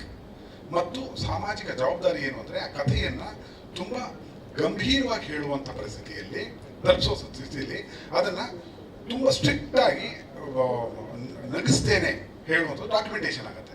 ಡಾಕ್ಯುಮೆಂಟೇಷನ್ ಉದ್ದೇಶ ಅಲ್ಲ. ನಾನೇನು ಹೇಳಬೇಕು ಅಂತೀನೋ, ಯಾರು ನಾನು ಕೊಡಬೇಕು ಅಂತೀನಿ, ಇನ್ನೊಬ್ರು ಕೊಡಬೇಕು, ಅದಕ್ಕೋಸ್ಕರ ಇದನ್ನು ಬಳಸ್ಕೋತೀರಿ. ನನ್ನ ಆಯುಧ ಇದೆ, ಕೈಯಲ್ಲಿ ಲಾಠಿ ಇದೆ ಅಷ್ಟೇ. ಎಲ್ಲರಿಗೂ ಹೊಡ್ಕೊಂಬಂದಿದ್ದೀನಿ ಅಂತಲ್ಲ. ನೀವು ಸಿನಿಮಾ ನೋಡಿ ಗೊತ್ತಾಗುತ್ತೆ ಅದೆಲ್ಲ ತುಂಬ ಚಿಕ್ಕ. ಎಸ್, ಒಂದು ಸಿನಿಮಾದಲ್ಲಿ ನಾನು ಸಾಕಿ ಬೆಳೆಸ್ತು ಹುಡುಗ ಒಂಡೆಲ್ಲ ಹೊಡಿತಾನೆ, ಅವನು ಒಬ್ಬಿದ್ದ ಅಂತ ನೀವೆಲ್ಲ ಗೊತ್ತಿಲ್ಲ, ಖಂಡಿಸ್ಬೇಕಿತ್ತು. ಒಬ್ಬ ಪಾಪ ಅವ್ನು ಬಂದು ಮಾಡ್ತೇನೆ ಅಂತ ನೀವ್ಯಾರು ಖಂಡಿಸ್ಲೇ ಇಲ್ಲ. ಇದನ್ನು ಕೇಳಿ ನನ್ನ ಹಾಗೆ ಸರ್, ರೀಕಾಲ್ಗೆ ಹೊರಟೋಗ್ತೀನಿ. ಒಂದು ಕಡೆ ಬರ್ದಿರ್ತೀರಿ ನೀವು, ಕನ್ನಡಾಂಬೆಯ ಋಣ ತೀರ್ಸೋದಕ್ಕೆ ನಾನೊಂದು 10 ಕನ್ನಡ ಸಿನಿಮಾಗಳನ್ನ ಮಾಡ್ತೀನಿ, ಆಮೇಲೆ ವರ್ಲ್ಡ್ ಕ್ಲಾಸ್ ಸಿನಿಮಾಗಳಿಗೆ ನಾನು ಎಂಟ್ರಿ ಕೊಡ್ತೀನಿ, ಆಸ್ಕರ್ ಲೆವೆಲ್ಗೆ ಹೋಗ್ತೀನಿ ಅಂತ. ಆ ಓಟ ಇನ್ನೂ ಜೀವಂತವಾಗಿದೆಯಾ? ಇನ್ನೂ ಸತ್ತಿಲ್ಲ ಕಣೆಯ, ಬದುಕಿದ್ದೀನಿ ಕಣೆಯ, ಉಸಿರಾಡ್ತಿದ್ದೀನಿ, ನಾಡಿ ಮಿಡ್ತಾ ಇದೆ. ಐ ಥಿಂಕ್ ನಿಮ್ಮ ಪ್ರಕಾರ ನಂಗೆ ಆಯಸ್ಸು ಎಷ್ಟು ಕೊಡ್ತೀನಿ ನೀವು? ಎಷ್ಟು ವರ್ಷ ಬದುಕಿರ್ಬೋದು ಅನ್ಕೋತೀನಿ ರಫಾಗಿ. ದಿನ 2 ರೂಪಾಯಿ ಹೊಡಿತೀನಿ, ದಮ್ ಹೊಡಿತೀನಿ, ಚಿಕನ್ ತಿಂತೀನಿ, ಈಗೆಲ್ಲ ಇದೆ. ನನ್ನ ನೋಡಿದ್ರೆ 60 ಒಳಗಡೆ 60 ಒಳಗೆ ನನಗೆ ನೋಡಿ ಕರೆಕ್ಟ್ ಇದೆ ಜಜ್ಮೆಂಟ್. ನಿಮ್ಗೆ ಸತ್ಯ ಹೇಳ್ತೀನಿ, 51 ವರ್ಷ ನನಗೆ. ಏನಂದ್ರೆ ಇವ್ರ ಲೆಕ್ಕದ ಪ್ರಕಾರ 8 ವರ್ಷ ಬದುಕಿರ್ತೀವಿ, ಅಷ್ಟೊಳಗೆ ಕಿತ್ತಾಕ್ಬಿಟ್ಟು ಇದನ್ನ ಯಾಕೆ ಬರ್ಕೊಂಡೆ ಯಾವತ್ತು ಅಂತ ನನ್ನ ಖಂಡಿಸ್ತಾ ಇರೋದು ಅಣ್ಣ ಹೇಳ. ಒಂದು ಕನಸು ಕಟ್ಕೋತೀವಿ ಚಿಕ್ಕ ವಯಸ್ಸಲ್ಲಿ. ನಮ್ಮ ಮನೇಲಿ ತಟ್ಟೆ ಕಾಸು ಅಂದ್ರೆ ತಂದೆ ಪುರೋಹಿತು, ತುಂಬಾ ಒಳ್ಳೆ ವ್ಯಕ್ತಿ ತಂದೆ. ನಮ್ಮ ತಂದೆ ನೋಡಿದಿರಿ ರೀ, ಅವ್ರ ಅರ್ಧ ರೀ. ನಮ್ಮಮ್ಮನ ನೋಡಿದಿರಿ, ನೋಡ್ರ ನೀವು ಆ್ಯಂಗಲ್ ನಿಮ್ಗೆ ಸಿಕ್ಕಿಲ್ಲ. ಇದನ್ನ ಹಿಡಿಬೇಕು ಸರ್. ನಿಮ್ಮಲ್ಲಿ ಅವರಿಬ್ಬರು ಅಂಡಾಣು ಮತ್ತು ವೀರ್ಯಾಣುವಿಂದ ನೀವು ಸರ್ ಅಂತಂದ್ರೆ ಕರೆಕ್ಟ್ ಅಲ್ಲ ಉತ್ತರ, ಎಂತ ಬಿಟ್ಬಿಟ್ಟ ಅಂತಿದೆ. ಅದನ್ನ ಬಿಟ್ಬಿಟ್ಟು ನೀವು ಈ ಆ್ಯಂಗಲ್ ಹಿಡಿಯೋದು ಕಲ್ತ್ಬಿಟ್ಟಾಗ ನನ್ನ ಕೆಲಸ ಸುಲಭ ಆಗುತ್ತೆ ಅಂತೀನಿ. ಅದಕ್ಕೆ ಉತ್ತರ ಕೊಡ್ತೀನಿ. ತಟ್ಟೆ ಕಾಸು ಅಂದ್ರೆ ಒಂದು ಪೂಜೆ ಮಾಡ್ತಾರೆ, ಪೂಜೆ ಮಾಡಿ ಒಬ್ಬರ ಹತ್ರ ಹೋಗಬೇಕು, ಅದಕ್ಕೆ ಹಿಡಿದಾಗ ಅವ್ರು ಕಾಣಿಕೆ ಹಾಕ್ತಾರೆ. ₹1, ₹2, ₹5, ₹10 ಅವಾಗೆಲ್ಲ 20 ಪೈಸೆ ಕಾಯಿನೋ 3 ಪೈಸೆ ಕಾಯಿನೋ ಇವೆಲ್ಲ ನೋಡಿದ್ದೀನಿ ನಾನು. ಅದರಲ್ಲಿ ದೊಡ್ಡ ದೊಡ್ಡದೆಲ್ಲ ನಮ್ಮ ಅಪ್ಪ ಎಳ್ಕೊಂಬಿಡೋರು, ತುಂಬ ಜನ ಇರೋರಲ್ಲ. ನಾನು ಪಚ್ಚೆ ಬಿಟ್ಕೊಂಡು ನಾನು ಕರ್ಕೊಂಡು ಹೋಗಿರೋರು. ಅಲ್ಲಿ ಹೋಗುವಾಗ ಅಲ್ಲೆಲ್ಲ ಮುಂದೆ ಕೊಟ್ಟು ಬರೋ ಅಂತ, ಯಾಕಂದ್ರೆ ಅವರೆಲ್ಲ 4 ಆಣೆ 10 ಪೈಸೆ ಹಾಕೋರು. ಇವ್ರಿಗೆ ₹1 ಕಾಯಿನ್ ಹಾಕೋದೆಲ್ಲ ಫಸ್ಟ್ ಕವರ್ ಮಾಡಿಬಿಡೋರು. ಅದು ಜೀವನಕ್ಕೆ ಬೇಕು ಅವ್ರಿಗೆ, ರೈಟ್? ನನಗೆ ಆ ಇದರಲ್ಲಿ ಆ ಟ್ರಾವೆಲಲ್ಲಿ ತೊಗೊಂಡು ಹೋಗುವಾಗ ಇರ್ತಾನೆ, ಸುಮಾರು ಜನ ಇರ್ತಾರೆ ದೇವಸ್ಥಾನದಲ್ಲಿ, ಮದುವೆಗಳು ಅಲ್ಲಿ ಇಲ್ಲಿ. ಅಲ್ಲಿ ಹೋದಾಗ ಮೊದಲು 25 ಪೈಸೆನೇ ಹೇಗಿರ್ಸೋದು.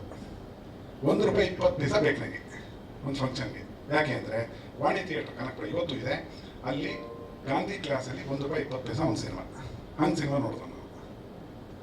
₹1 20 ಪೈಸೆ. ಮತ್ತೊಂದು ತಂದೆ ಹೇಳಿದೆ, ಅಣ್ಣ ಸಿನಿಮಾ ಮಾಡೋಣ ನಡಿ ಅಂತಂದ್ರೆ, ಅಣ್ಣ ಅಂತ ಕರಿತಿದ್ದೆ. ಸಿನಿಮಾ ಮಾಡೋಣ ನಡಿ, ನಾನು ರಿಸರ್ಚ್ ಎಲ್ಲ ಮಾಡಿ ನಂದೇ ಆದಿದೆ, ಬೆಂಗಳೂರು ಹೋಗೋಣ ನಡಿ. ಸಿನಿಮಾ ಹೋದರೆ ಹಾಳಾಗಿ ಹೋಗ್ತೀಯ ಅಂತ ಆಶೀರ್ವಾದ ಮಾಡೋದು. ಮಠ ಚಿತ್ರಕ್ಕೆ ಮಠ ಅಂತಿನ ಮಾಡ್ತೀನಿ ಅಂತವಾ ಮುಗೀತು, ಒಳ್ಳೆ ಕೆಲಸದಲ್ಲಿದೆ, ಹಿಂದೂಸ್ತಾನಲ್ಲಿ ಬರಲಿ. ಒಳ್ಳೆ ಕೆಲಸ ಅಂದರೆ ರೆಗ್ಯುಲರ್ ಮಾಡಿದ್ದೇ ಮಾಡ್ತಾ ಇದ್ರೆ ಅವ್ರ ಖುಷಿ, ಸಂಬಳ ಬರ್ತಾ ಇರುತ್ತೆ, ಪ್ರತಿ ರೈಸ್ ಆಗ್ತಾ ಇರುತ್ತೆ, ಅವನು ಬಾಸ್ ಉಗಿತಾ ಇರ್ತಾನೆ, ಅದೆಲ್ಲ ಪರವಾಗಿಲ್ಲ. ಮಾಡಿದ್ದೇ ಮಾಡಬೇಕು ಇರಬೇಕು, ಅದನ್ನು ಜೀವನ ಅಂತ ಕರೆಯಲ್ಲ. ನಮ್ಮ ತಂದೆಯವರು ಹೇಳ್ತಾರೆ ಮಠ ಆಯಿತು. ಆಮೇಲೆ ಮಠ ಜನಕ್ಕೆ ಮೆಚ್ಚುಗೆ ಆಯಿತು. 163 ಆಟೋಗ್ರಾಫ್ ಪೇಪರ್ ಆ್ಯಡಿಂದ ನಾನು ಕೊಟ್ಟಿರೋದು ರಿಲೀಸ್ ದಿನ 10 ಕಾಲಿಗೆ ಎಣಿಸ್ಕೊಂಡು ಹಾಕಿದ್ದೀನಿ. ಸರ್ ಪೇಪರ್ ಆ್ಯಡಲ್ಲೇ ಮಜಾ ಕೊಟ್ಟರೆ ಅಂದರೆ ಥಿಯೇಟರ್ ಬಿಟ್ಬಿಡ್ತೀರಾ ಸರ್ ಅಂತ. ಈ ರೆಕಾರ್ಡ್ ಯಾವ ಡೈರೆಕ್ಟ್ರಿಗೆ ನನಗೆ ಗೊತ್ತಿಲ್ಲ. ಮತ್ತು ನಾನು ಪತ್ರಕರ್ತರ ನಿಮ್ಮೆಲ್ಲ ಅಂತ ಕೇಳ್ತೀನಿ, ಆತ್ಮೀಯನಾಗಿ ಅಜ್ಞಾನಿಯಾಗಿ ಆ ಪ್ರೋಮೋ ನೋಡ್ತಾರೆ, ಅದರಲ್ಲಿ ಟಾಂಟಿಂಗು ಅದು ಇದು ಹಿಡ್ಕೊಂಡು ಕೂತಿದ್ದೀರಿ. ಪ್ರಪಂಚದ ಯಾವ ಚಿತ್ರದಲ್ಲಿ ಯಾವ ನಿರ್ದೇಶಕನು ನಾಯಕನು ತೋರಿಸ್ತಾ ಇರೋದೇನೋ ತೋರಿಸಿದ್ದೀನಿ ರೀ. ಒಬ್ಬರ್ಯಾರು ಗುರ್ಸಿದಾರ ಹೇಳಿ, ಏನೋ ತಾನೇ ಹೇಳ್ಬೇಕಾ? ಇವನೇನು ಮಾತಾಡ್ತಾನೆ, ಹಾಕೊಂಡು ಕುಂತೀವಿ ಇವತ್ತು ನಮ್ಮ ಯೂಟ್ಯೂಬಲ್ಲಿ ಅಂತ ಸ್ಕೀಮ್ ಕೊಡ್ತಾ ಇರುತ್ತೆ. ರೋಮಾಂಚನವನ್ನು ತೋರಿಸಿದ್ದೀನಿ ರೀ. ಯಾವ ಚಿತ್ರದಲ್ಲಿ ರೋಮಾಂಚನ ನೋಡಿದ್ದೀರಿ? ನಾನು ಇದುವರೆಗೂ ಸುಮಾರಾಗಿ ಡಿಕೋಡ್ ಮಾಡಿರೋ ಸಿನಿಮಾಗಳೇ ಒಂದು 2-3 ಸಾವಿರ 4 ಸಾವಿರ ಸಿನಿಮಾ ಇರಬೇಕು. ಡಿಕೋಡೆಡ್, ಜಸ್ಟ್ ವಾಚ್ ಅಲ್ಲ. ರೋಮಾಂಚನ ತುಂಬಾ ಕಷ್ಟ. ರೋಮಾಂಚನದ ಶಾರ್ಟ್ ದಯವಿಟ್ಟು ಪ್ಲೇ ಮಾಡಿ, ದಯವಿಟ್ಟು ನೋಡಿ, ಮತ್ತೆ ಮಾತಾಡ್ತೀನಿ.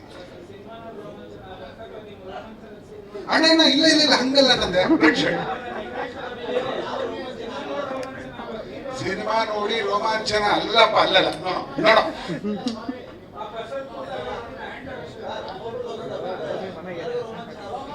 ನಿಮಗೆ ರೋಮಾಂಚ ಇರಪ್ಪ. 1 ನಿಮಿಷ ಅಣ್ಣ, ನೀವೇ ಸರಿ ಕಣ.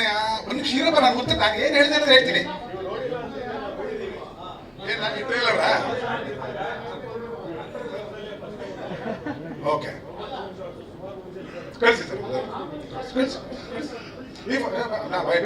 ನಾನು ನೋಡಿರೋ 2-3 ಸಿನಿಮಾಗಳಲ್ಲಿ ಆ ರೋಮಾಂಚನದ ಶಾರ್ಟ್ ದಯವಿಟ್ಟು ಕಳಿಸಿ ಸರ್. ಅಂದ್ರೆ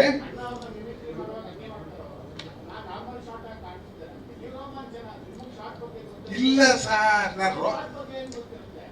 ನನಗೆ ಹೇಳ್ತಿರತ್ತೆ, ನೀವೆಲ್ಲ ಹೋಗ್ತೀರ ನಗರಾಜ್ ಅಣ್ಣ. ಇಲ್ಲಿ ಒಬ್ಬ ಕಲಾವಿದನ ನಡೆಸಿರೋದ್ರಿಂದ ಹೇಳ್ತೀನಿ, ರೋಮಾಂಚನದ ಕೂದಲುಗಳು ನಿಂತ್ಕೊಳ್ಳುವಂಥದ್ದು ಇದೆಯಲ್ಲ, ಗೂಸ್ ಬಂಪ್ಸ್ ಅದರ ಶಾರ್ಟ್ ಅಂತ ನಾನು ಹೇಳ್ತಾ ಇರೋದು.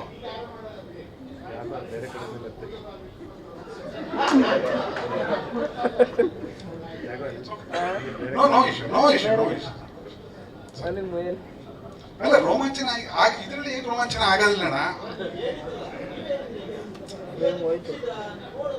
ಅಲ್ಲಣ್ಣ, ಅಯ್ಯೋ ಅಣ್ಣ, ನೀವು ಈ ಟ್ರೈಲರ್ ಅಲ್ಲಿ ನಿಮ್ಗೆ ರೋಮಾಂಚನದ ಟ್ರೈಲರ್ ಅಲ್ಲ ಇದು, ರೋಮಾಂಚನದ ಶಾರ್ಟ್. ನಾನು ಇವ್ರಿಗೂ 2-3 ಸಾವಿರ ಫಿಲ್ಮ್ಗಳಲ್ಲಿ ನೋಡೋಣ, ತೋರ್ಸೋಣ, ನೋಡ್ತೀನಿ ಅಣ್ಣ. ನೋಡಿಲ್ಲ ನಾನು ಹೇಳ್ತಿಲ್ಲ, ನಾನು ನೋಡಿಲ್ಲ ಅಂತ ಹೇಳ್ತಾ ಇರೋದು. ನೀವು ಖಂಡಿತ, ನಾನು ಪಾರಂಗತರು, ನಾನು ಪಾಮ್ರ, ನನಗೆ ಗೊತ್ತಿಲ್ಲಪ್ಪ. ಇಲ್ಲಿ ಆ ಶಾರ್ಟ್ ತೆಗೆದಿದ್ದೀನಿ ಅಂತ ಹೇಳಿದ್ದೀನಿ ಅಷ್ಟೇ.